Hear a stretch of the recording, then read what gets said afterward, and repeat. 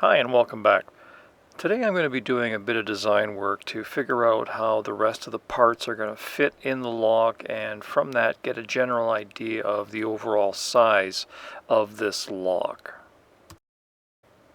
And the reason I'm doing that now instead of designing the entire lock and then simply working from the drawings is because this push rod is a fairly complicated piece to make.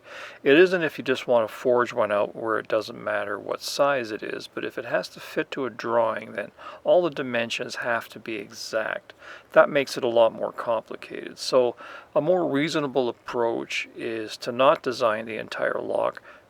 Build the push rod whatever size is comfortable for you to build, and then once you have that made, design the parts around that. That way all the individual parts are going to be very simple to fit around this push rod, and you don't have a complicated shape that you have to fit into a drawing.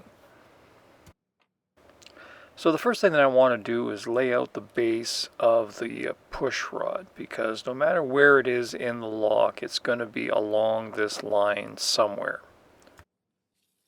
So that's where I'm starting, because right now that's the only reference point that I have. The next thing that I have to do is lay out the top left-hand corner of the push rod, because that's the corner that's going to be pushing on the lever that's going to open the top bolt of the lock, which is situated directly above this push rod. So what I'm drawing out here is the position of the push rod when the lock is closed, and that means the bolts are out and the lid can't be opened. So I know that this lever is going to sit somewhere along this line, but I don't exactly know where yet. The next thing that I have to do is establish where the keyhole is going to be. And that's an important reference point, because the bolt on the front of the lid is going to be directly above the keyhole. So if the whole thing is going to be symmetrical, the keyhole has to be right in the center of the lock. So I need to make sure that I position the keyhole so the key has enough room to swing around and engage with whatever lever or dog that I install on the push rod so that it can be moved from side to side.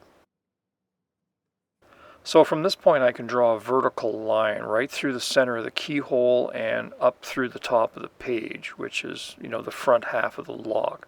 So the bolt is going to be sitting somewhere on this line.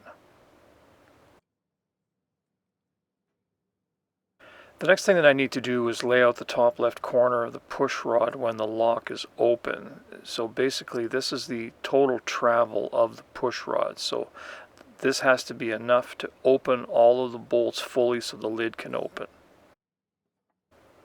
I'm going to choose 1/2 inch just to give me lots of room to work with.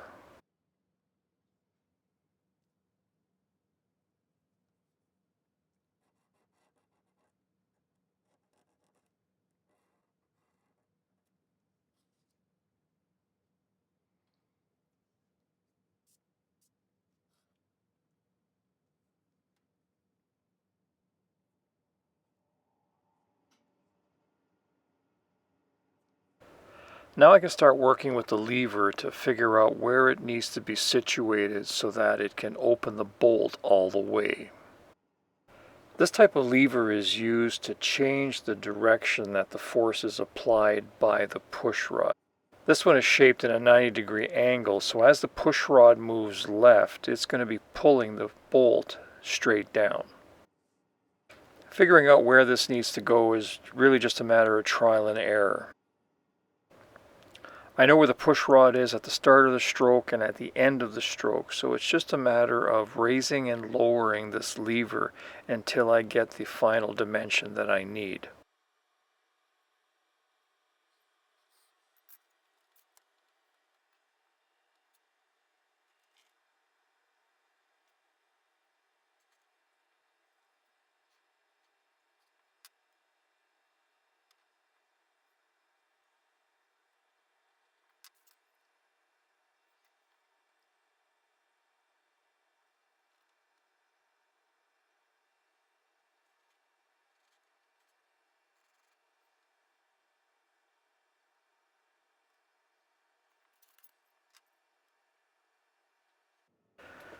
When you start getting close to the dimension that you need, it's usually a good idea to just switch over to a fresh piece of paper. So what I do is I take this sketch and I place it underneath, a clean piece of paper, and then I transfer the marks that are relevant to the new drawing, and then I start working from there.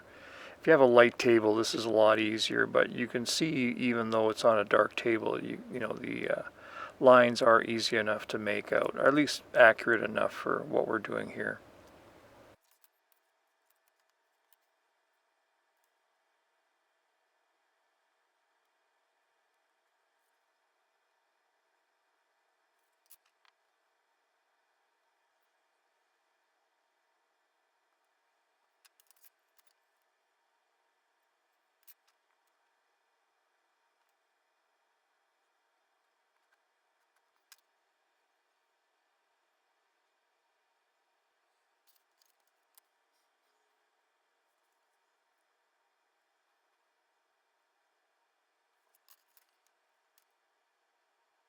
So now I know that this lever is going to be roughly cut down to this dimension.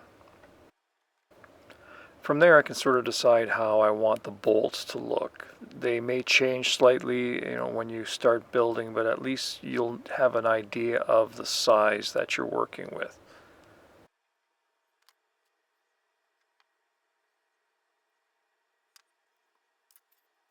At this point I can start playing around with the overall dimension of the lock plate. This isn't necessarily the size of the lid, this is just the plate that the lock is going to be mounted on.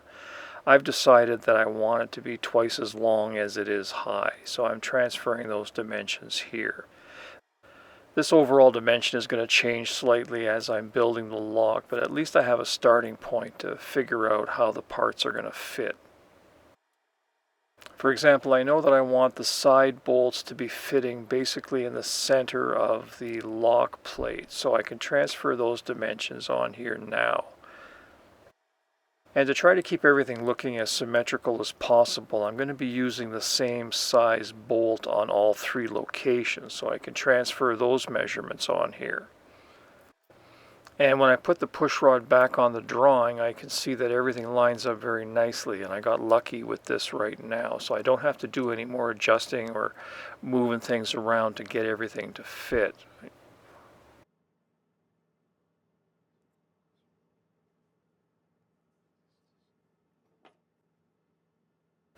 The second lever that I'm using for this lock changes the direction of the push rod by 180 degrees. So as the push rod is moving left, it's going to be pulling the bolt to the right. This lever is really straightforward to lay out because it's like a teeter-totter. Whatever happens on one side, I need it to happen exactly the same on the other. So the pivot point has to be directly in the center of the push rod and the bolt. That way, when the push rod moves left by ½ inch, I'm going to be pulling the bolt back by ½ inch. So this is the basics of the mechanism of the lock. I know that everything's going to fit in, and I know roughly how I need to cut down the push rod at this point. So now I can start playing around with how I'm going to fit the springs into this lock.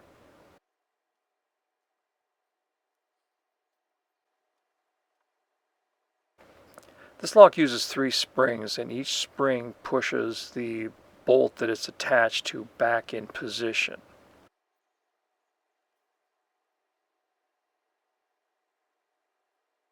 So these springs need to be balanced so that they apply enough pressure to snap the bolts back into position, but they're not so strong that you need an excessive amount of force to turn the key.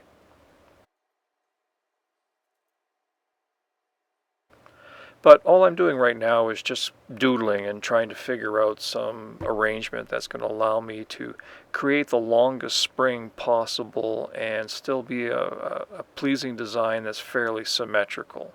Because when the lid is open, this lock is going to be exposed, so it has to look good. And as always, when things get a little messy or confusing, you just use the paper you're working on as a template, slide it underneath another paper, and continue working. Transfer the points that you want to work with, and then work from there.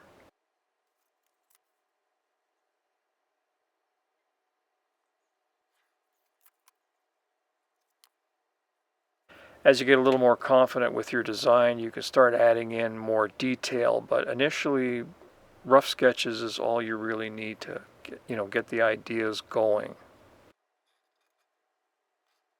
In lock mechanisms, you'll find that there's two different ways of applying spring pressure to a part. The first way, of course, is the most obvious, and that's applying the spring directly to the part that it needs to move. But another common way of doing it is to have an additional lever that's just a straight lever, and all it does is apply pressure to the part, and the spring is applying pressure to that lever. There are some advantages to doing that just in terms of aesthetics and for functionality. It's basically a judgment call which is the best to use. So that's also part of the design process, because when you add that extra lever, it gives you the opportunity for a different look or to create some symmetry that may not necessarily be there if you apply a spring directly to a part. So it's quite common in decorative locks to see levers or decorative springs that are highly elaborate that serve absolutely no functional purpose, but they're necessary to create the symmetry that they are looking for in the design of the lock. So here's where I am after about half an hour, 45 minutes of doodling. I've got a design that works. It's probably not what I'm going to wind up with, but it'll do for now. All the essential points have been figured out. I know the size of the levers, I know where the push rod is and the size that I need to work with there. And to figure out the final design, I've also added in the location where the push rod is going to be when it's all the way to the left. And those are really important points to put into your drawing, because you don't want to put a spring somewhere and totally forget that it's going to be in the way of the push rod when it's all the way to the left. The other thing that I haven't worked out yet, and it's not essential at this point, is the dog that's going to be added to the push rod so that the key has something to push against to move it from left to right. I know it needs to be somewhere around here, but what I'm doing there I haven't quite worked out yet. These three blocks that I've added are the guides that are going to be used to allow the push rod to slide from left to right. These quite often had decorative elements to them. Again, that sort of depends on the overall design. And the final area that I haven't worked out yet is the ward box, but that isn't a problem because it's a totally separate piece that gets inserted into this lock. It doesn't really interact with anything other than the key. So even though there's a lot to work out, I've figured out everything that I need to get the rest of the parts of this lock built and assembled. So next time we'll be back to building more parts.